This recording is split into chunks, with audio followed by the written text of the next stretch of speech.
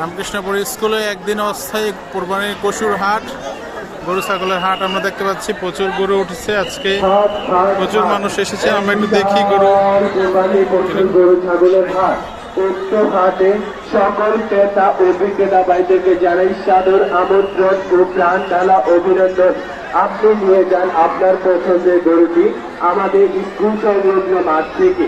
এখানে পেয়ে যাবেন আপনি আপনার মনের মতো গরু। সাদর আমন্ত্রণ ও প্রাণ অভিনন্দন। আপনি কি আপনার গরু কেনা নিয়ে টেনশন? নো প্রবলেম, এখনই চলে আসুন আমাদের হাই স্কুল সংলগ্ন মাঠে। এখানে আপনি পেয়ে যাবেন আপনার মনের মতো গরু। রামকৃষ্ণপুর স্কুলের হাট, কোরবানির পশুর হাট। এই যে দুটো নতুন গরু আসছে। ইতিমধ্যে কিন্তু আমাদের হাট খুব রমরমাট ও জমজমাট হয়ে উঠেছে।